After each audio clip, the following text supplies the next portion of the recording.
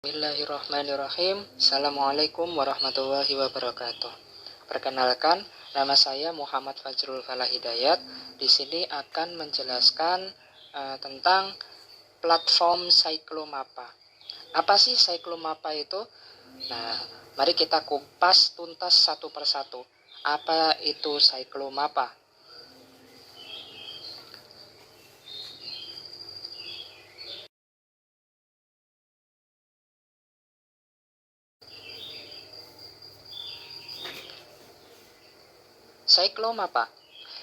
Cyclomapa adalah sebuah platform terbuka untuk mendemokratisasi akses ke peta sepeda kota-kota di Brazil, menggabungkan kekuatan kolaboratif OpenStreetMaps dengan teknologi web dan didesain yang mudah digunakan oleh para user.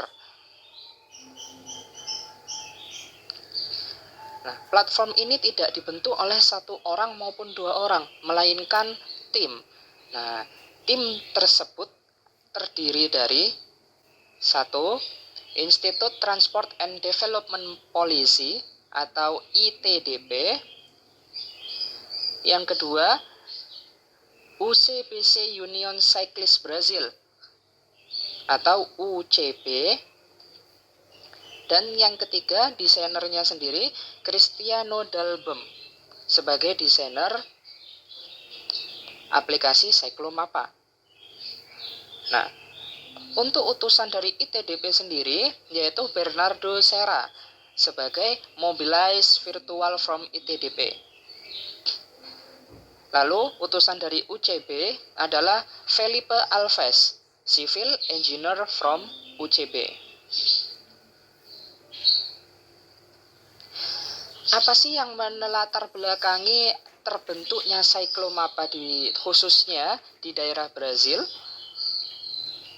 Nah, pertama, analisis secara umum.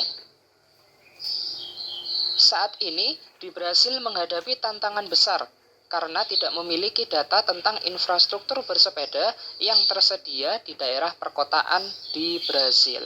Sehingga pesepeda yang ada di Brazil itu tidak tertata. Nah, setelah itu para tim tadi bekerja sama untuk membuat platform Cyclomapa. UCB sendiri atau Brazil Cyclist Union itu adalah organisasi masyarakat sipil Brazil yang penting di bidang bersepeda dan mobilitas perkotaan. Sama seperti ITDP, Transport and Development Policy Institute.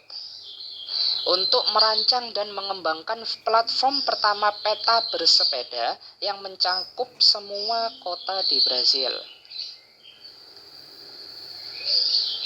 Nah, mereka berkolaborasi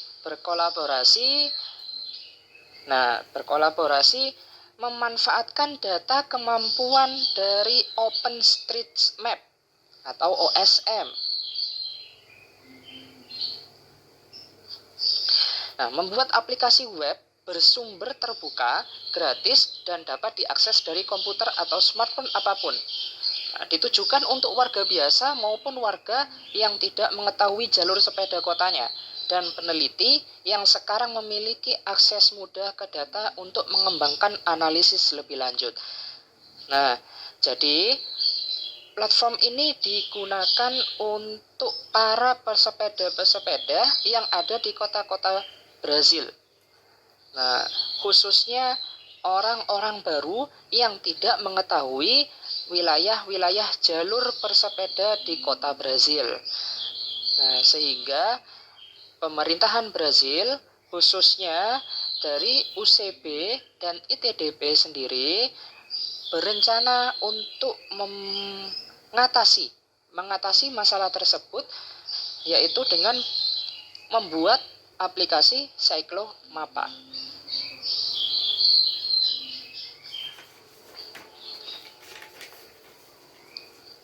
Nah, pertama, Cyclomapa ini dimulainya dari mana sih? Nah, Cyclomapa itu dimulai dari menentukan masalah utama yang ingin diselesaikan terlebih dahulu. Nah, masalahnya yang pertama yaitu kurangnya peta sepeda terpusat, terstandarisasi, dan diperbarui dari kota-kota di Brasil. Nah, jadi data-data sepeda itu kurang terpusat, kurang terpusat, dan kota-kota di Brasil itu wilayahnya selalu diperbarui. Maksudnya memiliki infrastruktur baru seperti pembangunan hotel atau pembangunan jembatan dan lain sebagainya. Nah, lalu OpenStreetMap Contributor menemukan di sensorygging bahwa ada tidak aplikasi baik yang menggunakan kembali data. Berkontribusi ke OSM membutuhkan pengetahuan teknis dan tidak ada dokumentasi yang bagus yang ditulis dalam bahasa Portugis. Nah, sehingga sebenarnya banyak sekali maps yang ada pada saat ini. Namun berhubung orang-orang di Brasil itu kurang paham akan bahasa tersebut, sehingga pihak yang bekerja sama untuk membuat platform Cyclomapa itu ingin mendirikan platform sendiri khusus di negara Brasil.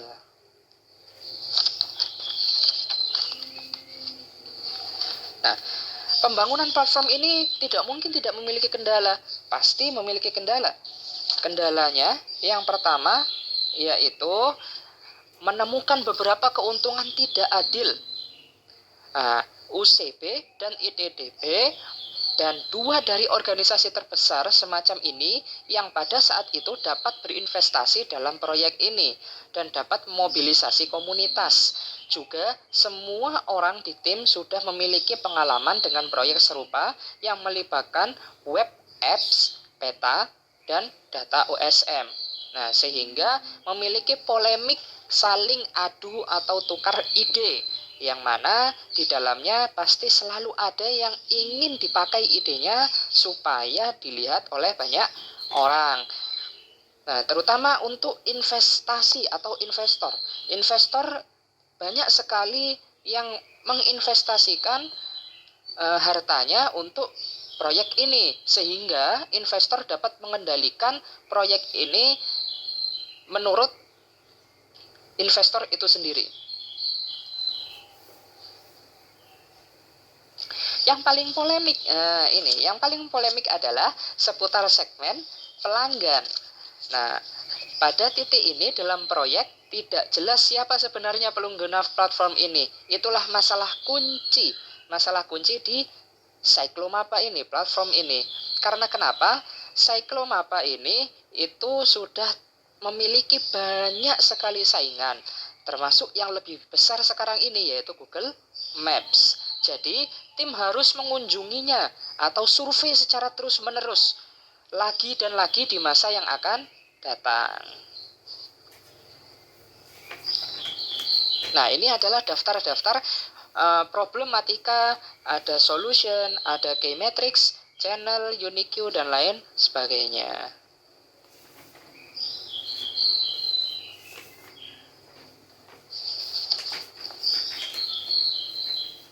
Penelitian. Apa yang dimaksud dengan penelitian itu? Penelitian ini adalah dimaksudkan untuk tahap proses pembuatan Cyclomapa. Jadi diteliti terlebih dahulu mulai dari apps-nya, webnya, lalu nanti UI-nya seperti apa. Nah, kita bahas di berikut ini.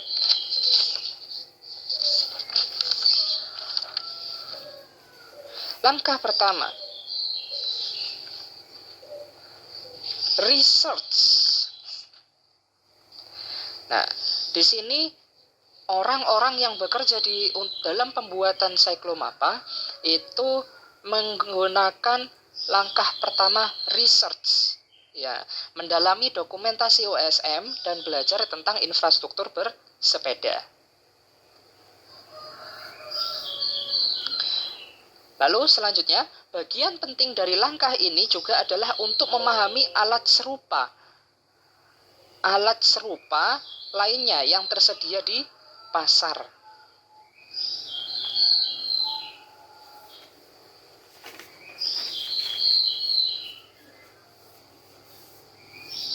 Wawasan utama developer. Developer pun juga memiliki wawasan utama untuk platformnya dan juga untuk para usernya. Yang pertama, solusi berdasarkan OSM sangat teknis dan sulit dipahami serta dioperasikan, dan tidak ada yang memiliki instruksi yang jelas tentang dimensi kolaboratif dan cara berkontribusi dengan pemetaan. Nah, maksudnya adalah peta-peta yang ada di setiap aplikasi itu selalu berbentuk sama sehingga sulit dipahami serta dioperasikan, dan tidak ada yang memiliki instruksi yang jelas. Maksudnya instruksi yang jelas di sini adalah peta tersebut mengandung banyak sekali komponen-komponen yang tidak spesifik. Nah, jadi Cyclomapa ini lebih spesifik lagi, yaitu peta untuk para pesepeda. Peta sepeda jarang sekali menjelaskan terminologi mereka yang tidak terlalu bersahabat dengan masyarakat luas. Ketika banyak tipologi, ini sering diwarnai dengan cara yang agak acak, menghasilkan hasil akhir yang tidak hanya tidak menarik, tetapi yang terpenting adalah membingungkan dan berlebihan. Maksudnya adalah banyak sekali aplikasi Maps yang isinya itu menunya adalah tidak seharusnya ada di situ. Jadi tidak penting, atau alias adalah sebagai tambahan-tambahan saja. Kurang menarik juga dan juga malah membingungkan bagi pihak user. Hampir tidak ada yang responsif dan dapat diakses melalui smartphone.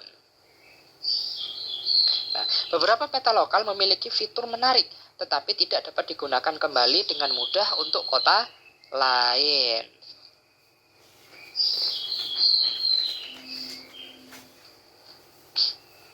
Langkah kedua,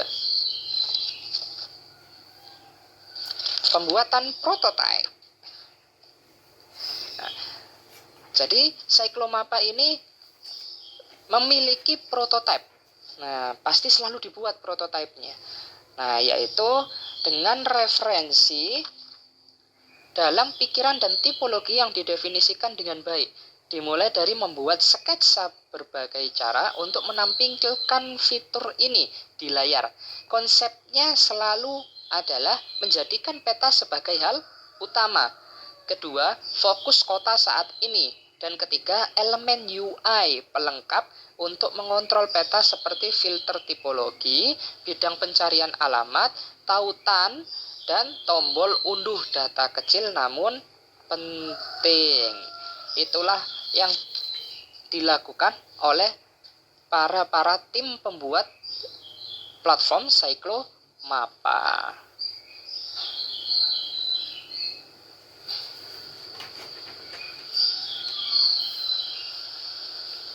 Langkah ketiga,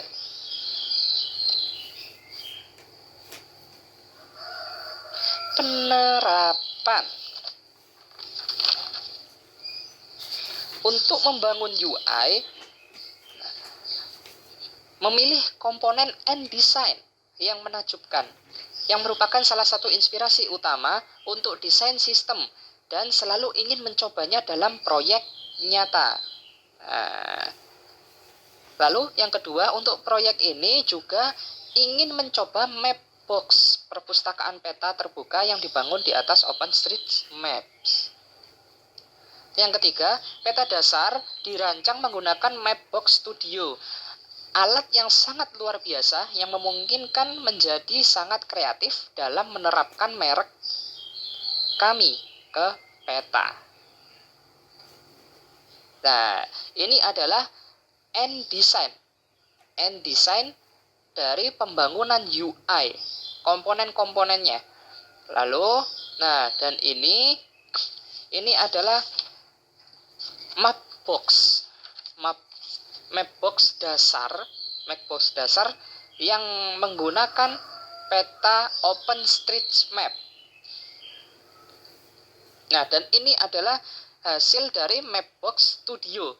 Mapbox Studio, alat yang sangat luar biasa yang mungkin saya menjadi sangat kreatif. Nah, ini dia alatnya. Dan itu hasilnya. Lalu, langkah keempat, visual. Nah, desain visual. Berdasarkan semua proses, hingga sekarang telah menyusun beberapa prinsip merek untuk mulai memikirkan beberapa arah visual. Nah, yang pertama, serius. Bukan main-main, karena kita berurusan dengan data penting yang dapat memengaruhi cara kota dan pembangunan kita. Tetapi, tidak formal atau akademis. Ingin menjadi akrab dengan para user, sehingga kami dapat berbicara dengan para pengguna atau massa.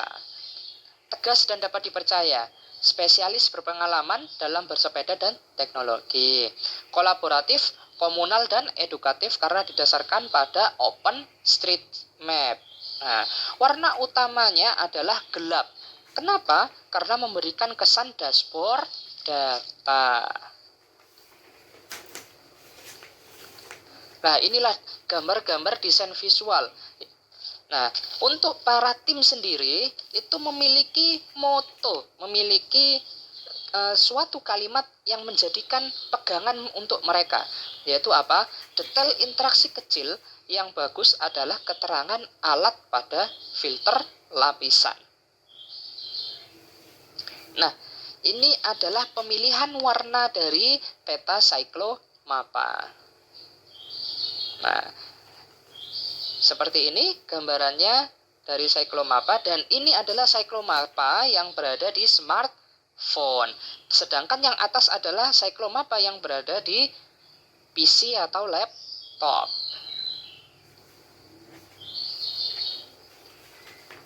Setelah itu, promosi platform Cyclomapa, seni untuk berbagai saluran media sosial. Nah, Cyclomapa ini juga dipromosikan di sosial media. Nah, dengan cakupan organik dari saluran media yang berbeda, terutama dengan memobilisasi dan Arch Daily yang portal besar khusus pada mobilitas. Jadi menggunakan sosial media yang portalnya besar, maksudnya yang portalnya besar khusus untuk mobilitas promosi platform. Nah, targetnya sudah 30.000 lebih tampilan sejak peluncuran. Pengguna 100 lebih pengguna unit per bulan. 290 kota Brasilia telah dilihat. Nah, annual sales and gross profit.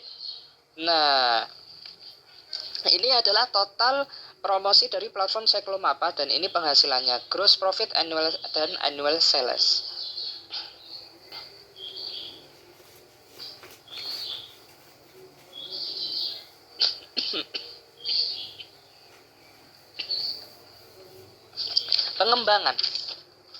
Pengembangan ini sangat penting karena kenapa? Kemajuan aplikasi, kemajuan suatu platform itu dapat dilihat dalam jangka panjangnya. Seberapa berkembangnya platform itu dan seberapa bertahannya platform itu. Karena sekian banyak platform selalu ada persaingan ketat. Future, jangka panjang. Memiliki beberapa ide, tetapi banyak orang juga datang untuk memberikan ide. Meskipun memiliki visi produk tentang seperti apa masa depan itu, tidak memiliki strategi yang jelas tentang apa yang harus difokuskan terlebih dahulu. Jadi, telah direncanakan penelitian untuk mewawancarai pengguna dan spesialis lainnya di seluruh Brasil untuk memahami lebih dalam kebutuhan mereka dan juga mendapatkan umpan balik tentang produk, alias ulasan yang positif tentang Cyclomapa. Nah, yang kedua, merencanakan fitur selanjutnya yang akan diimplementasikan. Fitur baru apakah yang akan diberikan di platform Cyclomapa? Nah, Jadi untuk pengembangan jangka panjang selalu ada fitur-fitur baru yang sangat penting sehingga dapat digunakan dan dapat dimanfaatkan oleh para user. Ada kalanya fitur yang ditambahkan itu tidak terlalu penting sehingga membuat para user ini bingung dan juga fitur itu pun menjadi berlebihan.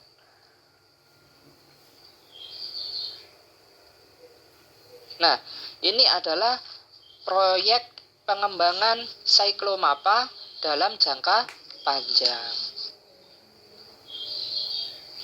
Nah, tidak terasa sudah di penghujung akhir presentasi saya sendiri tentang platform Cyclomapa, yang mana platform Cyclomapa ini adalah platform terbuka untuk mendemokratisasi akses ke peta sepeda kota-kota di Brasil, khususnya untuk masyarakat Brasil. Nah, sangat penting sekali bagi masyarakat Brasil, khususnya para pendatang yang datang ke Brasil, untuk mengetahui daerah-daerah mana saja yang dapat dilalui oleh para pesepeda, termasuk kota-kota besar. Nah, tidak luput dari apa yang diperjuangkan oleh para tim platform pembuat Cyclomapa, bahwasanya tidak ada sesuatu yang secara instan jadi, harus melalui langkah-langkah yang akan ditempuh, baik itu banyak sekali rintangan ataupun banyak sekali hambatan. Nah, dengan polemik yang ada atau berbagai ide yang bertabrakan, maka dari situlah muncul suatu gagasan-gagasan dari sekumpulan banyak ide yang bertabrakan menjadi satu ide yang cemerlang, sehingga Cyclomapa dapat berkembang dan dapat bertahan hingga jangka panjang. Cukup sekian presentasi tentang platform Cyclomapa dari saya sendiri, Muhammad Fazrul Falah Hidayat. Mohon maaf apabila ada perkataan yang kurang berkenan atau ada penjelasan saya yang kurang jelas, mohon dimaafkan. Nah, apabila ada penjelasan saya yang memang itu menjadikan wawasan bagi kalian semua, nah kalian bisa ambil dan kalian dapat memberikan, kalian dapat menjadikan itu suatu motivasi bagi diri kalian untuk lebih berkembang. Karena kenapa? Sesuatu tidak ada yang instan, harus melalui berbagai proses. Saya Muhammad Fazrul Falah Hidayat. Wassalamualaikum warahmatullahi wabarakatuh. Welcome back to my channel. See you the next video. Bye bye.